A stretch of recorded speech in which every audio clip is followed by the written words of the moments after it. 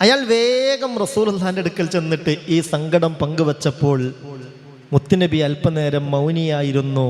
ഒരായത്തുമായി വന്നു മുഖറബായ മലക്ക് ജിബ്രീൽ അലൈഹിസ്സലാത്തു വസ്സലാം. ഒരായത്തുമായി ജിബ്രീൽ അലൈഹിസ്സലാത്തു വസ്സലാം വരികയും ആ ആയത്ത് മുത്തുനബിക്ക് ഓതിക്കൊടുക്കുകയും മുത്തുനബി ആ സഹാബിക്കത് ഓതിക്കൊടുത്തു. ആ സഹാബിയെ സന്തോഷിപ്പിച്ച സംഭവം മഹാന്മാരായ മുഫസ്സിരീങ്ങൾ ഹദീസ് ഉദ്ധരിച്ച് വളരെ കൃത്യമായി പറയുന്നുണ്ട്. നമ്മുടെ ജീവിതത്തിൽ വലിയ ബറക്കത്തുണ്ടാകാൻ നിയ്യത്ത് ചെയ്ത് നമ്മൾ അനുഭവിക്കുന്ന എല്ലാവിധ പ്രയാസങ്ങളും പരിഹരിച്ച് കിട്ടാൻ ഇലാഹായ റബ്ബിലേക്ക് നമ്മളോട് ചെല്ലാൻ മഹാനായ മുത്ത് മുഹമ്മദ് മുസ്തഫ സല്ലല്ലാഹു അലൈഹി വസല്ലമ തങ്ങൾ നിർദ്ദേശിച്ച പവിത്രമായ അദ്കാറുകളാണ്, പ്രാർത്ഥനകളാണ് നമ്മൾ നടത്തുന്നത്. ഇവിടുന്ന് മുത്തുനബിയെ നമ്മൾ നല്ലോണം സ്നേഹിച്ചാൽ, ഇവിടുന്ന് ഹബീബായ നബിയെ കാണാൻ നമ്മൾ ആഗ്രഹം വെച്ചാൽ, ഇവിടുന്ന് മുത്തുനബിയോടുള്ള ഒരു ഇഷ്ടം നമ്മുടെ കൽബിലേക്ക് കയറിക്കിട്ടിയാൽ സുനിശ്ചിതം നാളെ റബ്ബിൻ്റെ കോടതിയിൽ ആ ഹബീബിൻ്റെ കൂടെ നമുക്ക് കഴിയാം. അള്ളാഹു തൗഫീക്ക് നൽകട്ടെ. ആമീൻ പറഞ്ഞേക്ക്. അള്ളാഹു തൗഫീക്ക് നൽകട്ടെ. അതിൽ യാതൊരു സംശയവും വേണ്ട. ഹബീബായ നബിയോട് ഇഷ്ടം തോന്നിയോ, മുത്തുനബിയെ നമ്മൾ അങ്ങേയറ്റം സ്നേഹിച്ചോ, പരലോകത്ത് നമ്മൾ മുത്ത് റസൂലിൻ്റെ കൂടെ തന്നെയായിരിക്കും. സഹാബികളിൽ ഒരാൾക്ക് റസൂലുള്ളാഹിനോട് വല്ലാത്ത ഇഷ്ടം തോന്നി. വീട്ടിലേക്ക് പോയാൽ മുത്തുനബിയെ കാണാൻ ആഗ്രഹം തോന്നും. വീണ്ടും റസൂലുള്ളാഹിൻ്റെ അടുത്തേക്ക് വരും, മുത്തുനബിയെ കാണും, മനസ്സ് നിറയും. പിന്നെയും എന്തെങ്കിലും ആവശ്യം ഉണ്ടാകുമ്പോൾ വീട്ടിലേക്ക് പോകും, നബിയെ കാണാൻ കൊതി തോന്നും, റസൂലുള്ളാഹിൻ്റെ അടുത്തേക്ക് തന്നെ വരും. ചുരുക്കി പറയാ, പിന്നെ അയാൾക്ക് ഭയങ്കര സങ്കടം തോന്നി. എന്തേ കാര്യം? നബിയോട് വലിയ ഇഷ്ടമാണ്. ഞാനും മുത്തുനബിയൊക്കെ വഫാത്തായി, നബിതങ്ങൾ സ്വർഗത്തിലെത്തിയാൽ സ്വർഗത്തിൽ അത്യുന്നത ദർജയിലായിരിക്കുമല്ലോ മുത്തുനബി. ഞാനാവട്ടെ സ്വർഗത്തിൽ ഏതെങ്കിലും ഒരു മൂലക്കും. പടച്ചവനെ, സ്വർഗത്തിൽ നിന്ന് ഇതുപോലെ നബിതങ്ങളെ കാണാൻ കൊതി തോന്നിയാൽ ഞാൻ എന്ത് ചെയ്യും? വല്ലാത്തൊരു പേടി, വല്ലാത്തൊരാശങ്ക, സങ്കടം ആ മനുഷ്യൻ്റെ ഹൃദയത്തിലുണ്ടായി. ഏയ് പറയുന്നത് ശ്രദ്ധിക്കണം. അയാൾ വേഗം റസൂലുള്ളാഹിന്റെ അടുക്കൽ ചെന്നിട്ട് ഈ സങ്കടം പങ്കുവച്ചപ്പോൾ മുത്തുനബി അല്പനേരം മൗനിയായിരുന്നു. ഒരായത്തുമായി വന്നു മുഖറബായ മലക്ക് ജിബ്രീൽ അലൈഹിസ്സലാത്തു വസ്സലാം. ഒരായത്തുമായി ജിബ്രീൽ അലൈഹിസ്സലാത്തു വസ്സലാം വരികയും ആ ആയത്ത് മുത്തുനബിക്ക് ഓതിക്കൊടുക്കുകയും മുത്തുനബി ആ സഹാബിക്കത് ഓതിക്കൊടുത്തു. ആ സഹാബിയെ സന്തോഷിപ്പിച്ച സംഭവം മഹാന്മാരായ മുഫസ്സിരീങ്ങൾ ഹദീസ് ഉദ്ധരിച്ച് വളരെ കൃത്യമായി പറയുന്നുണ്ട്. ഇതെന്തിനാണ് ഞാൻ പറഞ്ഞതെന്നറിയോ? ഈ ഒരു ഹദീസ് നമ്മളൊക്കെ ഒന്ന് പഠിക്കണം, ഉൾക്കൊള്ളണം. ഈ റബീഉൽ അവ്വലിനെ ഉപയോഗപ്പെടുത്തി നബിയോടുള്ള ഇഷ്ക് നമ്മളെ കൽബിലേക്ക് കയറി ആ നബിയുടെ കൂടെ സ്വർഗത്തിൽ എത്തിച്ചേരണം. അള്ളാഹു തൗഫീക്ക് നൽകട്ടെ. ആമീൻ പറഞ്ഞേക്ക്. അള്ളാഹു തൗഫീക്ക് നൽകട്ടെ. എന്താണ് ഹദീസ്? ഹദീസ് പറയാം. അന്നായിഷ റളിയല്ലാഹു അൻഹാ ഖാലത്, ആയിഷ ബീവി റളിയല്ലാഹു അൻഹ പറയുന്നുണ്ട്, ജാഅ റജുലുൻ ഇലൻ നബി സല്ലല്ലാഹു അലൈഹി വസല്ലം. സഹാബികളിൽ ഒരാൾ ഹബീബായ നബിയുടെ അടുത്തേക്ക് വന്നു. ഈ ഹദീസ് വിശദീകരിച്ച് ചില പണ്ഡിതന്മാർ പറയുന്നുണ്ട്, ഈ വന്ന റജുൽ മഹാനായ അബ്ദുല്ലാഹി ഇബ്നു സൈദ് റളിയല്ലാഹു അൻഹുവാൻ. ബാങ്ക് ആദ്യമായി സ്വപ്നത്തിൽ കാണുകയും മുത്ത് റസൂൽ വഫാത്തായി എന്ന വിവരം കേട്ടപ്പോൾ 2 റക്അത്ത് നിസ്കരിച്ചിട്ട് ആകാശത്തേക്ക് കരങ്ങൾ ഉയർത്തി, റബ്ബേ എൻ്റെ കണ്ണിൻ്റെ കാഴ്ച നഷ്ടപ്പെടുത്തണം, മുഹമ്മദ് നബി ഇല്ലാത്ത ഈ ലോകം ഇനി എനിക്ക് കാണാൻ താല്പര്യമില്ലെന്ന് പറയുകയും ആ ദുആ അല്ലാഹു സ്വീകരിച്ച് ആ സ്പോട്ടിൽ തന്നെ കണ്ണിൻ്റെ കാഴ്ച നഷ്ടപ്പെടുകയും ചെയ്ത സഹാബിയാണ് മഹാനായ അബ്ദുല്ലാഹി ഇബ്നു സൈദ് റളിയല്ലാഹു അൻഹു. ആ സഹാബി വര്യനാണ് ഇത് എന്ന് ബഹുമാനപ്പെട്ട മഹാന്മാരായ പണ്ഡിതന്മാർ രേഖപ്പെടുത്തിയിട്ടുണ്ട്. ഏതായാലും ഹബീബായ നബിയുടെ ഹളറത്തിലേക്ക് വന്നു.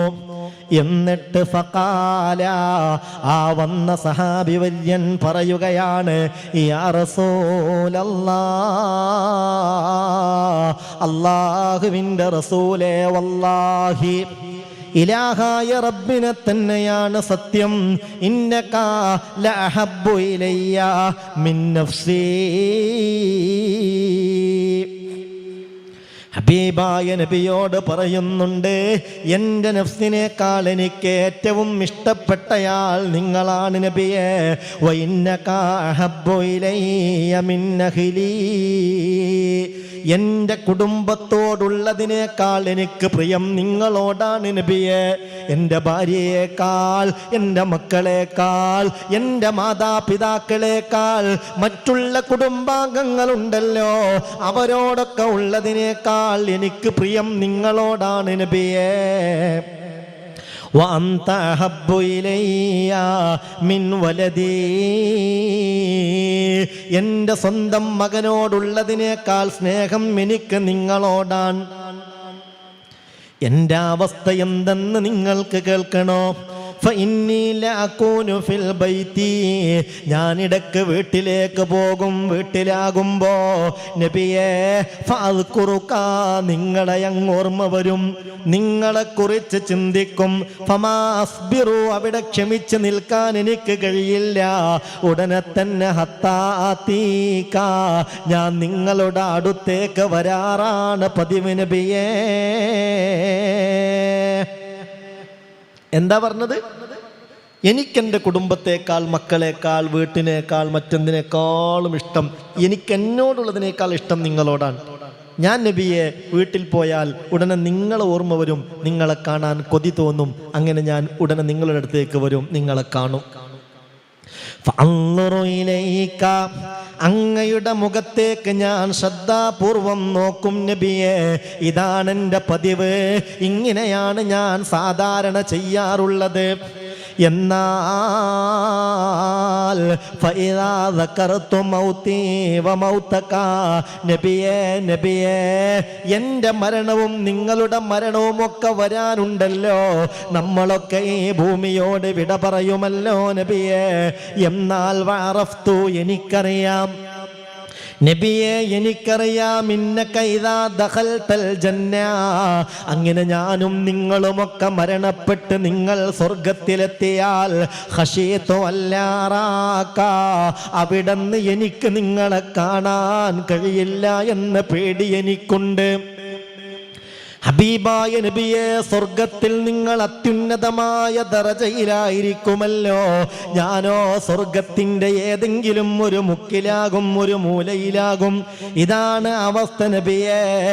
അതുകൊണ്ട് അങ്ങയെ കാണാൻ എനിക്ക് കൊതി തോന്നിയാൽ, അങ്ങയെ കാണാൻ ആഗ്രഹം വന്നാൽ ഞാൻ എന്താണ് ചെയ്യേണ്ടത് നബിയെ? നിങ്ങൾക്ക് ഈ സഹാബിവര്യൻ്റെ ആശങ്ക മനസ്സിലായോ? ഇദ്ദേഹം വിഷമിച്ചത് എന്തിനാന്ന് മനസ്സിലായോ? മുത്ത് റസൂലിനോടുള്ള പ്രണയം, ഇഷ്ക് കൽബിലേക്ക് അങ്ങ് കയറിയിട്ട് എപ്പോഴും നബിയെ കാണണം, അത് വലിയ ആശ്വാസമാണ്, വലിയ സന്തോഷാണ്. അതാണ് ജീവിതത്തിൻ്റെ ഏറ്റവും വലിയ ആഗ്രഹം. അങ്ങനെ വീട്ടിൽ പോയാൽ നബിയെ കാണാൻ വല്ലാത്ത കൊതി തോന്നും. അപ്പൊ വേഗം റസൂലുള്ളാഹിന്റെ അടുത്തേക്ക് പോകും. ആ മുഖത്തേക്കൊന്ന് നോക്കിയാൽ വല്ലാത്ത സന്തോഷാണ്, വിഷമങ്ങളൊക്കെ തീരും. എന്നാൽ ഞാനിങ്ങനെ ഓർത്തു, പഠിച്ചോനെ, ഞാനും വഫാത്താകും, ഞാൻ മരണപ്പെടും, മുത്ത് റസൂലും വഫാത്താകും. എനിക്ക് പഠിച്ചോനെ റസൂലുള്ള സ്വർഗത്തിലേക്ക് കയറിയാൽ അത്യുന്നത ദറജയിലായിരിക്കും മുത്തുനബി. ആ നബിയെ സ്വർഗത്തിൽ നിന്ന് എനിക്ക് കാണാൻ കഴിയൂലേ? ഇതാണ് ആശങ്ക. ഇത് റസൂലുള്ളാഹി തങ്ങളോട് പങ്കുവച്ചു. ഫലം യറുദ്ദ അലൈഹി നബിയ്യ സല്ലല്ലാഹു അലൈഹി വസല്ലം, മുത്തുനബി ഇതിന് മറുപടി ഒന്നുമേ നൽകിയില്ല. ഹത്താ നസല ജിബ്രീലു ബിഹാദിഹിൽ ആയ, ഒരായത്തുമായി ഇറങ്ങി വന്നു മഹാനായ മുഖറബായ മലക്ക് ജിബ്രീൽ അലൈഹിസ്സലാത്തു വസ്സലാം. ഒരായത്തുമായി ഇറങ്ങി വന്നു. ഏതാണ് ആയത്തെന്ന് കേൾക്കണ്ടേ? ومن يطع الله ورسوله ومن يطع الله ورسوله ഒരാൾ അല്ലാഹുവിനെയും അവന്റെ റസൂലിനെയും വഴിപ്പെട്ടാൽ ഫൗലായിക മഅല്ലദീന അൻഅമല്ലാഹു അലൈഹിം മിനൻ നബിയ്യീന വസ്സുദ്ദീഖീന വശുഹദാഇ വസ്സാലിഹീൻ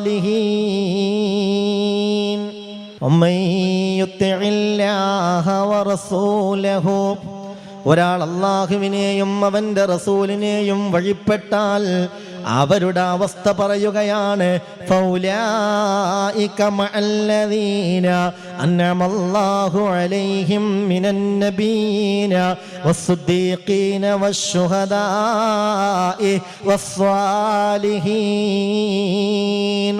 അല്ലാഹുവിനെ വഴിപ്പെട്ടു, അവന്റെ റസൂലിനും വഴിപ്പെട്ടു, വലിയ പ്രതീക്ഷയോടെ നബിയെ സ്നേഹിച്ച് ജീവിച്ചു. എന്നാൽ ഫൗലായിക മഅല്ലദീന അൻഅമല്ലാഹു അലൈഹിം മിനൻ നബിയ്യീന വസ്സുദ്ദീഖീന വശുഹദാഇ വസ്സാലിഹീൻ. ഈ കൂട്ടർ നബിയെ ഇഷ്ടപ്പെട്ട് നബിക്ക് വഴിപ്പെട്ട് അള്ളാഹ്ക്ക് വഴിപ്പെട്ട് കഴിയുന്ന ഈ കൂട്ടർ മഹാന്മാരായ നബിമാരുടെയും ബഹുമാനപ്പെട്ട സുദ്ദീഖീങ്ങളുടെയും ശുഹദാക്കളുടെയും കൂടെയായിരിക്കും. ഈ ആയത്ത് ഓതിയപ്പോൾ ഹബീബായ നബി സല്ലല്ലാഹു അലൈഹി വസല്ലമ തങ്ങൾ ആ സഹാബിക്ക് ഇത് കേൾപ്പിച്ചു. ഹബീബായ നബി തങ്ങൾ പറഞ്ഞു ആ സഹോദരനോട്, നിങ്ങൾ ആശങ്കപ്പെടേണ്ടതില്ല, നിങ്ങൾ വിഷമിക്കേണ്ടതില്ല, നിങ്ങൾക്ക് യാതൊരു സങ്കടത്തിൻ്റെയും കാരണമില്ല. നിങ്ങൾ യഥാർത്ഥത്തിൽ സ്നേഹിക്കുന്നുവെങ്കിൽ നാളെ സ്വർഗത്തിൽ നിങ്ങൾക്കെന്നോടുകൂടെ ചേരാമെന്ന് മഹാനായ മുത്ത് മുഹമ്മദ് മുസ്തഫ സല്ലല്ലാഹു അലൈഹി വസല്ലം. ഇതാണ് എന്നെ കേൾക്കുന്ന പ്രിയപ്പെട്ട സഹോദരന്മാരോട് എനിക്ക് ഓർമ്മപ്പെടുത്താനുള്ളത്. നമ്മുടെ ഹൃദയത്തിൽ മുത്തുനബിയുണ്ടെങ്കിൽ നമുക്ക് സ്വർഗത്തിൽ മുത്തുനബിയുടെ കൂടെ കഴിയാം. അള്ളാഹു തൗഫീക്ക് നൽകട്ടെ. ഒന്ന് മനസ്സറിഞ്ഞാമീൻ പറഞ്ഞേക്ക്, അള്ളാഹു റബ്ബുൽ ഇസ്സത്ത് തൗഫീക്ക് നൽകട്ടെ. ഹബീബായ നബിയെ അങ്ങേയറ്റം ഇഷ്ടപ്പെടാനും മുത്തുനബിയെ യഖ്ലത്തിലും മനാമിലും സ്വപ്നത്തിൽ മുത്തുനബിയെ കാണാനും സർവേശ്വരനായ അല്ലാഹു റബ്ബുൽ ഇസ്സത്ത് നമ്മുടെ കൂട്ടത്തിൽ എല്ലാവർക്കും തൗഫീക്ക് നൽകട്ടെ. ഇന്നത്തെ മജ്ലിസ് സലാം ബൈത്തോടുകൂടെയല്ലേ നമ്മൾ ആരംഭിച്ചത്. ഇത് റബീഉൽ അവ്വലാണ്. ഇൻഷാ അല്ലാഹ് ഈ റബീഉൽ അവ്വലിൽ എല്ലാ ദിവസവും നമ്മുടെ മജ്ലിസ് സഹോദര സഹോദരി സലാം ബൈത്തോടുകൂടെയാണ് ആരംഭിക്കുന്നത്. അള്ളാഹ്ക്ക് ഇത്രയും ഇഷ്ടപ്പെട്ട ആ മുത്തുനബിയുടെ മേൽ സലാത്ത് ചൊല്ലി സലാം ബൈത്ത് പാടി ഹബീബിലേക്ക് സമർപ്പണം നടത്തി ആ ഒരു ഇഷ്ടവും പൊരുത്തവും കാക്ഷിച്ച് നമ്മളിത് ചെയ്യുമ്പോൾ എൻ്റെ പ്രിയപ്പെട്ടവരെ, അള്ളാഹു നമ്മളെ വെറുതെയാക്കില്ല. നമ്മുടെ പ്രാർത്ഥനയ്ക്ക് ഇജാബത്ത് കിട്ടും. അള്ളാഹു തൗഫീക്ക് നൽകട്ടെ, അള്ളാഹു അനുഗ്രഹിക്കട്ടെ. ഇൻഷാ അള്ളാഹ് നമുക്ക് ഹദ്ദാദ് റാത്തീബിലേക്ക് പ്രവേശിക്കാം. ഹദ്ദാദ് റാത്തീബ് ചൊല്ലി വളരെ പ്രധാനപ്പെട്ട അൽക്കാറുൽ മസാഉം ചൊല്ലി മരണപ്പെട്ടവർക്കായി നമ്മൾ സമർപ്പിക്കാറുള്ള അവരുടെ ഖബറിൽ ഏറ്റവും വലിയ സന്തോഷത്തിന് കാരണമാകുന്ന ഫാത്തിഹയും 11 ഇഖ്ലാസും തഹ്ലീലും സമർപ്പിച്ച് നമുക്ക് നമ്മുടെ നാഥനോട് ദുആ ചെയ്യാം. അല്ലാഹുവേ, ഇത് ഇജാബത്തുള്ള മജ്ലിസിൽ നീ ഉൾപ്പെടുത്തി അനുഗ്രഹിക്കണമേ റബ്ബേ. ഈ മജ്ലിസ് ഇജാബത്തുള്ള മജ്ലിസിൽ നീ ഉൾപ്പെടുത്തണമേ റബ്ബേ. ഞാൻ നിങ്ങളോട് ഓർമ്മപ്പെടുത്തുന്ന കാര്യം ഈ റബീഉൽ അവ്വലിൽ പ്രത്യേകിച്ച് സ്വലാത്തിൻ്റെ കാര്യമാണ്. അല്ലാഹു നമുക്ക് ഖൈർ നൽകട്ടെ. ഇലാ ഹളറത്തിൻ നബിയിൽ മുസ്തഫ മുഹമ്മദിൻ സല്ലല്ലാഹു അലൈഹി വസല്ലം. അൽ ഫാത്തിഹ. അഊദു ബില്ലാഹി മിനശ് ശൈത്വാനിർ റജീം. بسم الله الرحمن الرحيم. الحمد لله رب العالمين الرحمن الرحيم مالك يوم الدين. إياك نعبد وإياك نستعين. اهدنا الصراط المستقيم صراط الذين أنعمت عليهم غير المغضوب عليهم ولا الضالين. آمين. بسم الله الرحمن الرحيم.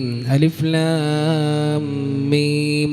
ذلك الكتاب لا ريب فيه هدى للمتقين الذين يؤمنون بالغيب ويقيمون الصلاة ومما رزقناهم ينفقون فالذين يؤمنون بما أنزل إليك وما أنزل من قبلك وبالآخرة هم يوقنون أولئك على هدى من ربهم وأولئك هم المفلحون وإلهكم إله واحد لا إله إلا هو الرحمن الرحيم الله لا إله إلا هو الحي القيوم لا تأخذه سنة ولا نوم له ما في السماوات وما في الأرض من ذا الذي يشفع عنده إلا بإذنه يعلم ما بين أيديهم وما خلفهم ولا يحيطون بشيء من علمه إلا بما شاء وسع كرسيه السماوات والأرض ولا يؤوده حفظهما وهو العلي العظيم لله ما في السماوات وما في الأرض وإن تبدوا ما في أنفسكم أو تخفوه يحاسبكم به الله فيغفر لمن يشاء ويعذب من يشاء والله على كل شيء قدير آمن الرسول بما أنزل إليك من ربه والمؤمنون كل آمن بالله وملائكته وكتبه ورسله لا نفرق بين أحد من رسله وقالوا سمعنا وأطعنا غفرانك ربنا وإليك المصير لا يكلف الله نفسا إلا وسعها لها ما كسبت وعليها ما اكتسبت ربنا لا تؤاخذنا إن نسينا أو أخطأنا ربنا ولا تحمل علينا إصرا كما حملته على الذين من قبلنا ربنا ولا تحملنا ما لا طاقة لنا به واعف عنا واغفر لنا وارحمنا أنت مولانا فانصرنا على القوم الكافرين. لا إله إلا الله وحده لا شريك له له الملك وله الحمد يحيي ويميت وهو على كل شيء قدير. لا إله إلا الله وحده لا شريك له له الملك وله الحمد يحيي ويميت وهو على كل شيء قدير. لا إله إلا الله وحده لا شريك له له الملك وله الحمد يحيي ويميت وهو على كل شيء قدير. سبحان الله والحمد لله ولا إله إلا الله والله أكبر. سبحان الله والحمد لله ولا إله إلا الله والله أكبر. سبحان الله والحمد لله ولا إله إلا الله والله أكبر. سبحان الله وبحمده سبحان الله العظيم. سبحان الله وبحمده سبحان الله العظيم. سبحان الله وبحمده سبحان الله العظيم. ربنا اغفر لنا وتب علينا إنك أنت التواب الرحيم. ربنا اغفر لنا وتب علينا إنك أنت التواب الرحيم. ربنا اغفر لنا وتب علينا إنك أنت التواب الرحيم. اللهم صل على محمد اللهم صل عليه وسلم. اللهم صل على محمد اللهم صل عليه وسلم. اللهم صل على محمد اللهم صل عليه وسلم. أعوذ بكلمات الله التامات من شر ما خلق. أعوذ بكلمات الله التامات من شر ما خلق. أعوذ بكلمات الله التامات من شر ما خلق. بسم الله الذي لا يضر مع اسمه شيء في الأرض ولا في السماء وهو السميع العليم. بسم الله الذي لا يضر مع اسمه شيء في الأرض ولا في السماء وهو السميع العليم. بسم الله الذي لا يضر مع اسمه شيء في الأرض ولا في السماء وهو السميع العليم. رضينا بالله ربا وبالإسلام دينا وبمحمد نبيا. رضينا بالله ربا وبالإسلام دينا وبمحمد نبيا. رضينا بالله ربا وبالإسلام دينا وبمحمد نبيا. بسم الله والحمد لله الخير والشر بمشيئة الله. بسم الله والحمد لله الخير والشر بمشيئة الله. بسم الله والحمد لله الخير والشر بمشيئة الله. آمنا بالله واليوم الآخر تبنا إلى الله باطنا وظاهر. آمنا بالله واليوم الآخر تبنا إلى الله باطنا وظاهر. آمنا بالله واليوم الآخر تبنا إلى الله باطنا وظاهر. يا ربنا واعف عنا وامح الذي كان منا. يا ربنا واعف عنا وامح الذي كان منا. يا ربنا واعف عنا وامح الذي كان منا. الجلال والإكرام يمتنا على دين الإسلام. الجلال والإكرام يمتنا على دين الإسلام.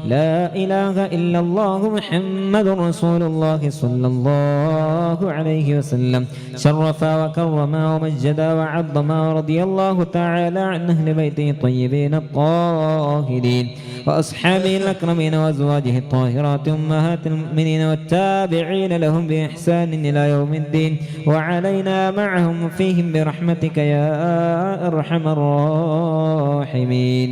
بسم الله الرحمن الرحيم. قل هو الله أحد الله الصمد لم يلد ولم يولد ولم يكن له كفوا أحد. بسم الله الرحمن الرحيم. قل هو الله أحد الله الصمد لم يلد ولم يولد ولم يكن له كفوا أحد.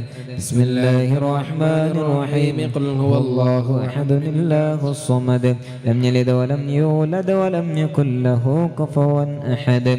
بسم الله الرحمن الرحيم. قل أعوذ برب الفلق من شر ما خلق ومن شر غاسق إذا وقب ومن شر النفاثات في العقد ومن شر حاسد إذا حسد. بسم الله الرحمن الرحيم. قل أعوذ برب الناس ملك الناس إله الناس من شر الوسواس الخناس الذي يوسوس في صدور الناس من الجنة والناس. لسيدنا الفقيه المقدم الشيخ محمد بن علي بعلم أصوله وفروعه وكافة ساداتنا علي بعلمي إن الله يعلي درجاتهم وينفعنا بهم وبعلومهم وأسرارهم وأنوارهم وبركاتهم في الدين والدنيا والآخرة. الفاتحة. أعوذ بالله من الشيطان الرجيم. بسم الله الرحمن الرحيم. الحمد لله رب العالمين الرحمن الرحيم مالك يوم الدين إياك نعبد وإياك نستعين اهدنا الصراط المستقيم صراط الذين أنعمت عليهم غير المغضوب عليهم ولا الضالين آمين. ثم إلى حضرة أرواح جميع ساداتنا الصوفية إنما كانوا حلت أرواحهم بأن الله يعلي درجاتهم وينفعنا بهم بعلومهم وأسرارهم ويلحقنا بهم في خير ولطف وعافية. الفاتحة. أعوذ بالله من الشيطان الرجيم. بسم الله الرحمن الرحيم. الحمد لله رب العالمين الرحمن الرحيم مالك يوم الدين إياك نعبد وإياك نستعين اهدنا الصراط المستقيم صراط الذين أنعمت عليهم غير المغضوب عليهم ولا الضالين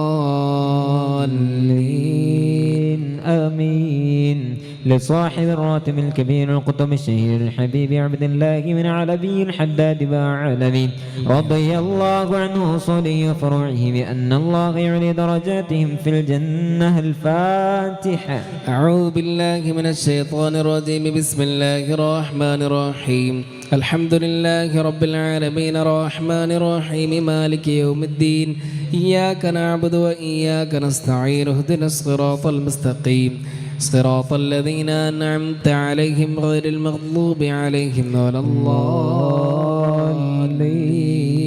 آمين. لكافة عباد الله الصالحين ولوالدينا ولكافة المسلمين إن الله يغفر لكم ويرحمكم ويسكنهم في الجنة ويصلح أمور المسلمين ويكفيهم شر المؤذين ويتقبل الله منا ومنكم ويرزقنا وإياكم حسن الخاتمة عند الموت في خير ولطف وعافية. وإلى حضرة النبي محمد صلى الله عليه وسلم. الفاتحة. أعوذ بالله من الشيطان الرجيم. بسم الله الرحمن الرحيم. الحمد لله رب العالمين الرحمن الرحيم مالك يوم الدين إياك نعبد وإياك نستعين اهدنا الصراط المستقيم صراط الذين أنعمت عليهم غير المغضوب عليهم ولا الضالين آمين.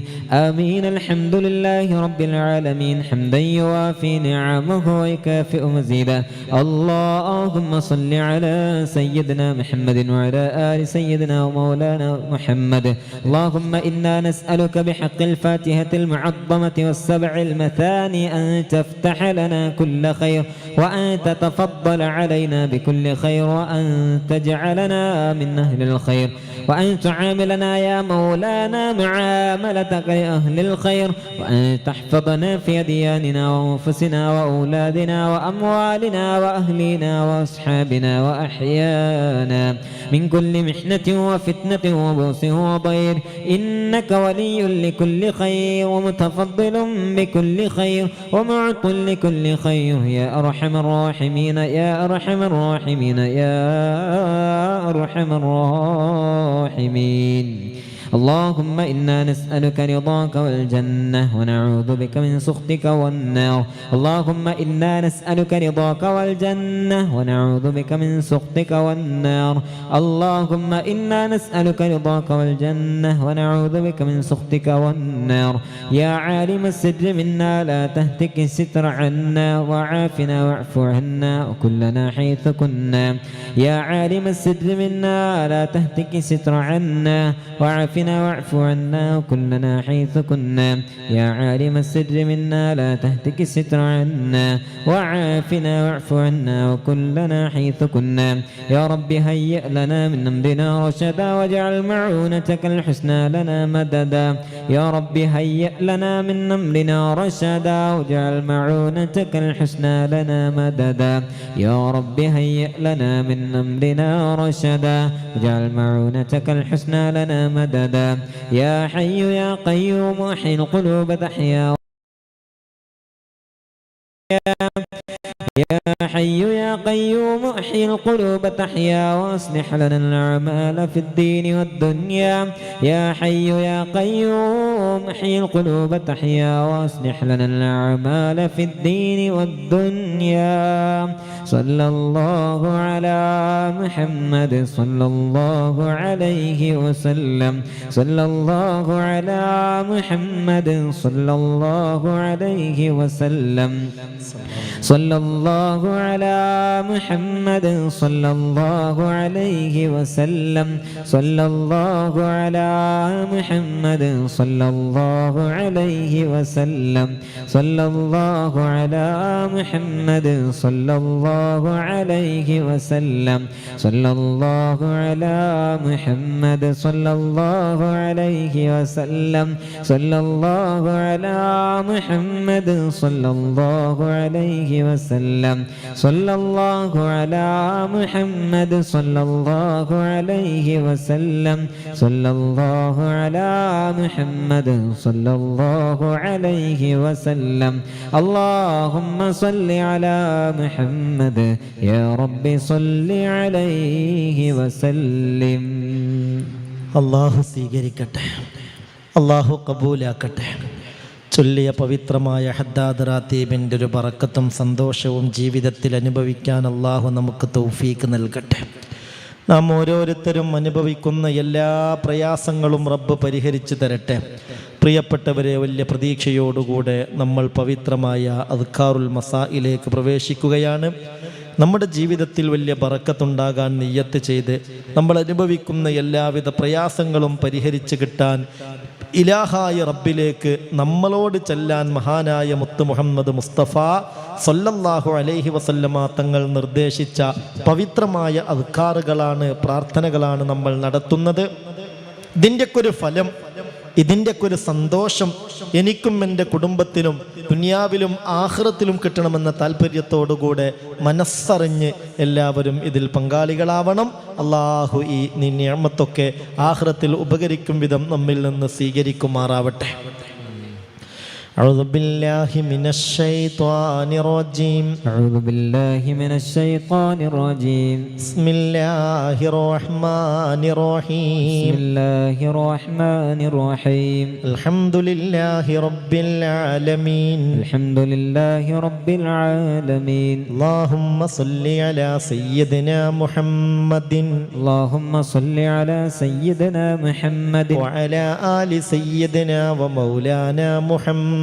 وعلى آل سيدنا ومولانا محمد. أمسينا وأمسى الملك لله. أمسينا وأمسى الملك لله. والحمد لله. والحمد لله. لا إله إلا الله وحده لا شريك له. لا إله إلا الله وحده لا شريك له. له الملك وله الحمد وهو على كل شيء قدير. له الملك وله الحمد وهو على كل شيء قدير. ربي أسألك ربي أسألك خير ما في هذه الليلة خير ما في هذه الليلة وخير ما بعدها وخير ما بعدها. وأعوذ بك من شر ما في هذه الليلة وأعوذ بك من شر ما في هذه الليلة وشر ما بعدها. وشر ما بعدها. ربي أعوذ بك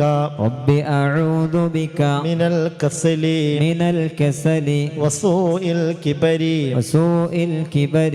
ربي أعوذ بك ربي أعوذ بك من عذاب في النار من عذاب في النار وعذاب في القبر. وعذاب في القبر.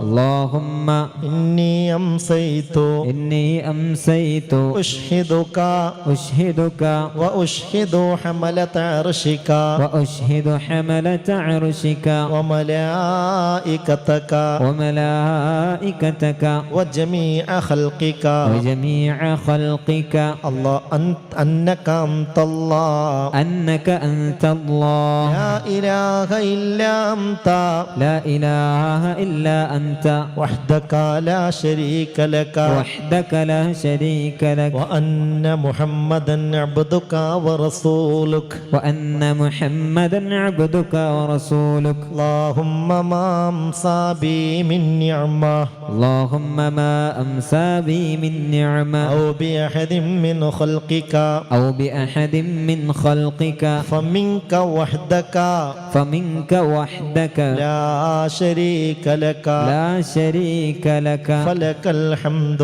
ولك الشكر. فلك الحمد ولك الشكر. اللهم بك أمسينا اللهم بك أمسينا وبك أصبحنا وبك أصبحنا وبك نحيا وبك نحيا وبك نموت وبك نموت وإليك المصير. وإليك المصير. اللهم إني أعوذ بك اللهم إني أعوذ بك من الهم والحزن من الهم والحزن. وأعوذ بك وأعوذ بك من العجز والكسل. من العجز والكسل. وأعوذ بك وأعوذ بك من الجبن والبخل. من الجبن والبخل. وأعوذ بك وأعوذ بك من غلبة الدين من غلبة الدين وقهر الرجال. وقهر الرجال.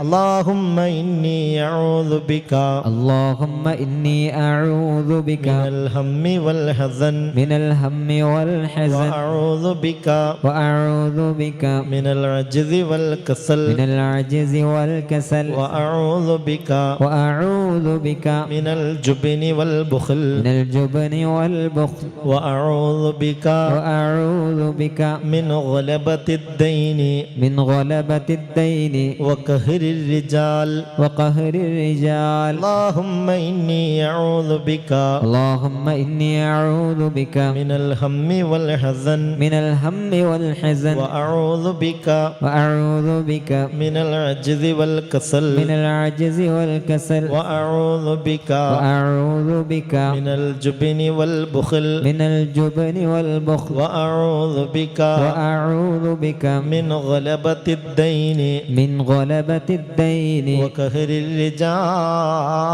وقهر الرجال.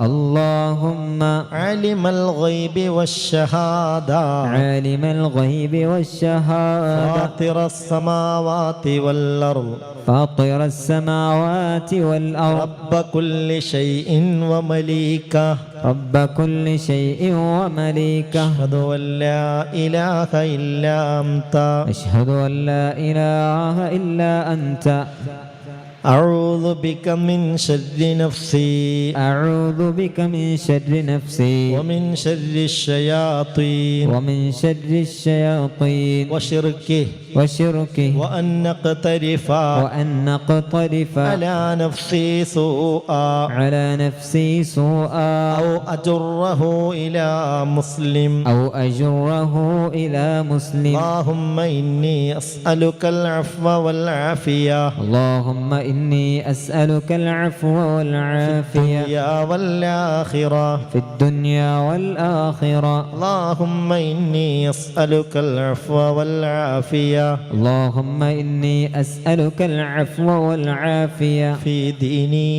ديني ودنياي ودنياي وأهلي وأهلي ومالي ومالي. اللهم استر عوراتي اللهم استر عوراتي وآمن روعاتي وآمن روعاتي. اللهم احفظني اللهم احفظني من بين يدي من بين يدي ومن خلفي ومن خلفي وعن يميني وعن يميني وعن شمالي وعن شمالي ومن فوقي ومن فوقي. وأعوذ بعظمتك وأعوذ بعظمتك أن نغتال من تحتي أن أغتال من تحتي. سبحان الله وبحمده سبحان الله وبحمده عدد خلقه ورضا نفسه عدد خلقه ورضا نفسه وزنة عرشه ومداد كلماته وزنة عرشه ومداد كلماته. سبحان الله وبحمده سبحان الله وبحمده عدد خلقه ورضا نفسه عدد خلقه ورضا نفسه وزنة عرشه ومداد كلماته وزنة عرشه ومداد كلماته. سبحان الله وبحمده سبحان الله وبحمده عدد خلقه ورضا نفسه عدد خلقه ورضا نفسه وزنة عرشه ومداد كلماته وزنة عرشه ومداد كلماته.